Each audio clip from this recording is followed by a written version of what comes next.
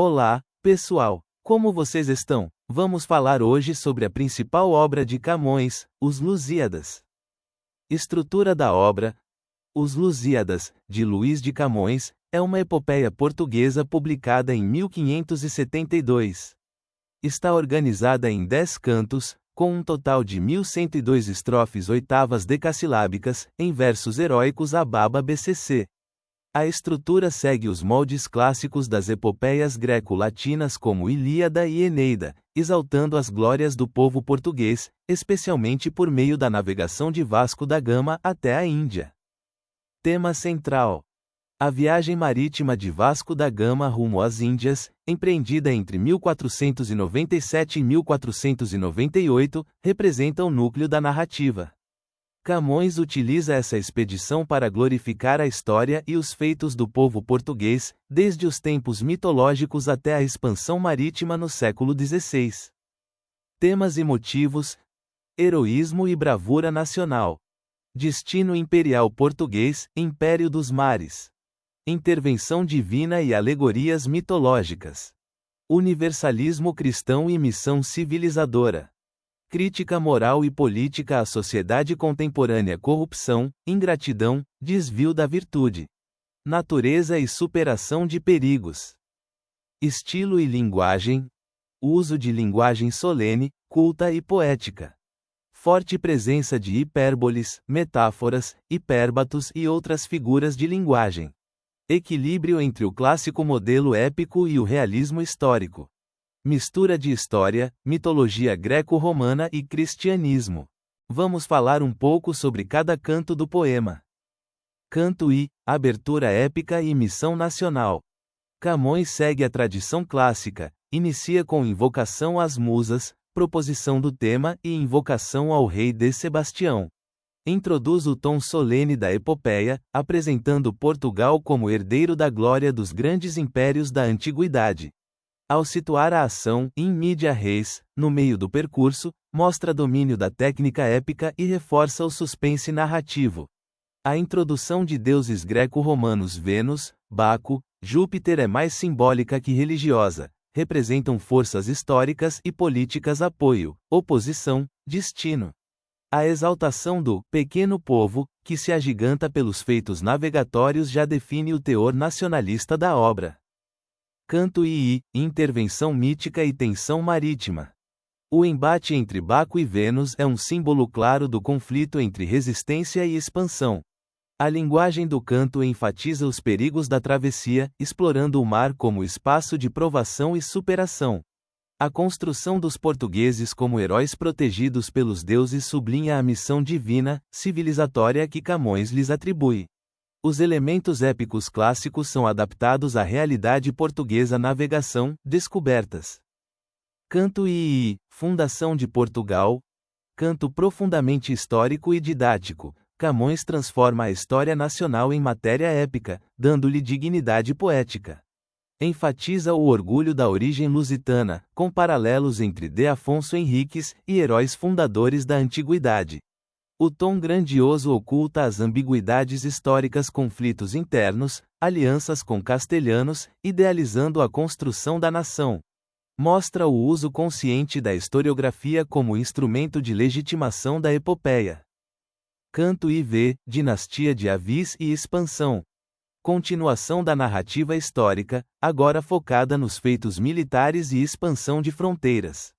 A Batalha de Aljubarrota e o papel de Nuno Álvares Pereira são exaltados como provas da coragem lusitana e da providência divina. A figura de D. João I marca o início de um novo ciclo dinástico e ideológico, com foco na vocação marítima e expansionista de Portugal. Este canto antecipa a ligação entre o passado glorioso e o projeto expansionista de D. Manuel e D. Sebastião.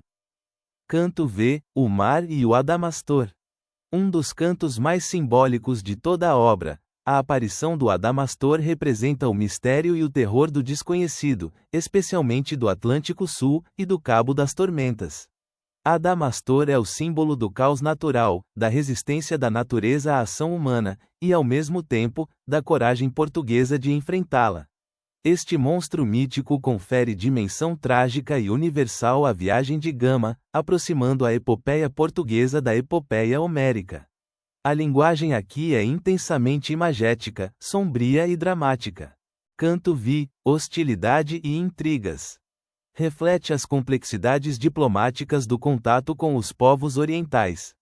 Camões mostra como os portugueses enfrentam não apenas os perigos do mar, mas também ameaças humanas e políticas. Baco continua sendo o agente do atraso, da resistência ao novo, do medo europeu do Oriente. O canto reforça o caráter duplo da viagem: material comércio e território e espiritual missão, destino histórico. Canto Vi, chegada a Calecut. A chegada à Índia não é o fim da jornada, mas o início de novos desafios. A forte presença do exotismo oriental, tratado ora com fascínio, ora com crítica. O canto mostra as dificuldades de diálogo e entendimento entre culturas. Camões insere a realidade política tensa da Índia, com traições, alianças instáveis e hostilidades locais. Canto VII, crítica social e amargura. Um dos momentos mais autorais, Camões suspende a narrativa épica para introduzir críticas severas à corte portuguesa. Critica a corrupção, o oportunismo, a ingratidão e o desvio dos valores éticos. É o canto em que a voz do poeta se impõe sobre a do narrador épico, trazendo uma dimensão de frustração pessoal. Revela o preço humano das grandes conquistas e o abandono dos verdadeiros heróis pela pátria. Canto Ix, Ilha dos Amores. Criação alegórica. A Ilha dos Amores é recompensa simbólica aos heróis, espaço de descanso, prazer e sabedoria. As ninfas representam a conciliação do amor sensual e da glória, o ideal renascentista da plenitude humana. O tom é erótico, mas também filosófico e estético. O amor aqui é um prêmio do mérito heróico. É o momento de pausa e celebração antes do desfecho. Canto X, Profecia e Futuro de Portugal. Tétis mostra o futuro glorioso de Portugal a Vasco da Gama: conquistas, reis, guerras, descobertas. A profecia é um modo de legitimar a expansão portuguesa como missão histórica e divina. O final enfatiza o papel de D. Sebastião como herdeiro dessa missão, uma aposta de Camões no jovem rei. Ao terminar com a súplica ao monarca, Camões alia glória passada e expectativa futura, encerrando com exaltação e apelo político. Existem alguns pontos a serem destacados para comentar o poema. A questão do destino e da liberdade. Camões trabalha com uma tensão filosófica entre fatalismo e liberdade humana. Os feitos portugueses são frequentemente apresentados como determinados pelo fado ou pela vontade divina via Júpiter, que decreta o êxito da missão. No entanto, os heróis não são passivos, enfrentam perigos, agem, escolhem. Há um claro elogio à ação humana voluntária, ao esforço e à virtude. O resultado é uma visão que une providencialismo cristão. Deus quer que Portugal vença, e virtude clássica estoica. O homem nobre é aquele que vence pela coragem, razão e ação. Heroísmo e virtude, ética estoica e renascentista. Camões celebra uma ideia de virtude heróica que tem raízes em Sêneca, Cícero e Aristóteles, mas também nos valores renascentistas. A virtude é agir com coragem, justiça e razão, mesmo diante do sofrimento ou da ingratidão. O mar, os inimigos e os deuses adversos simbolizam o mundo externo hostil, contra o qual se afirma o caráter do homem. Há traços de um estoicismo humanista, que valoriza a ação no mundo em nome do bem coletivo e da glória legítima. A glória e a vaidade, crítica humanista.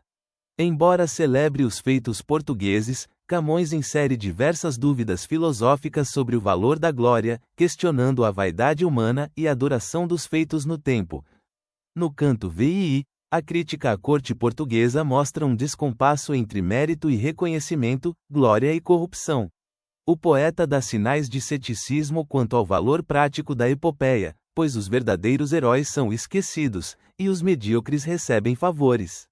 Em momentos como a fala de Adamastor ou as digressões líricas, aparece uma visão trágica do mundo, em que a glória pode ser efêmera ou ilusória.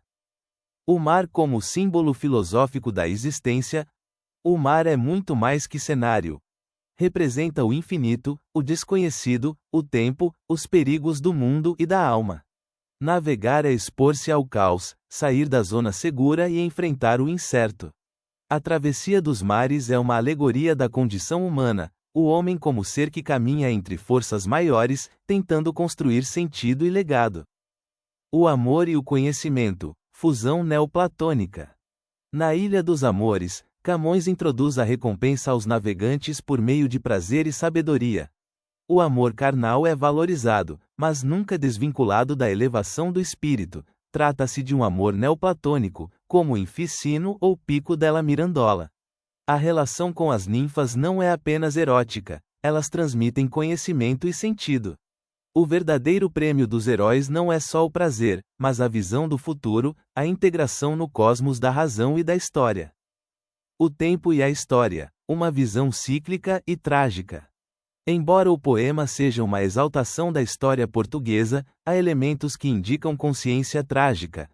A glória é passageira, o império está sempre ameaçado, o futuro é incerto.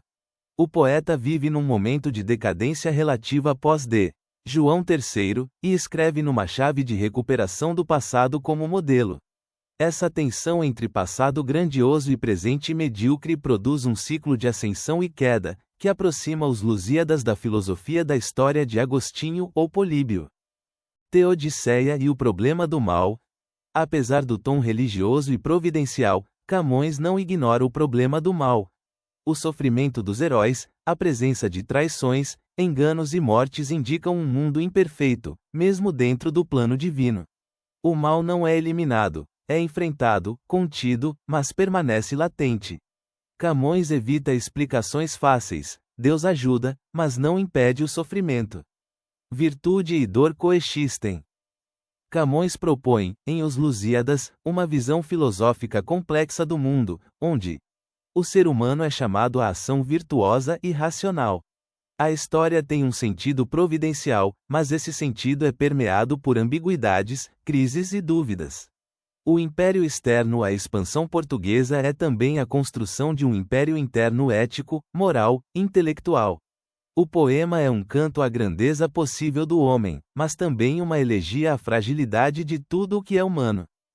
Por hoje é isso. Agradecemos a quem assistiu até aqui, não deixem de comentar e divulgar o vídeo.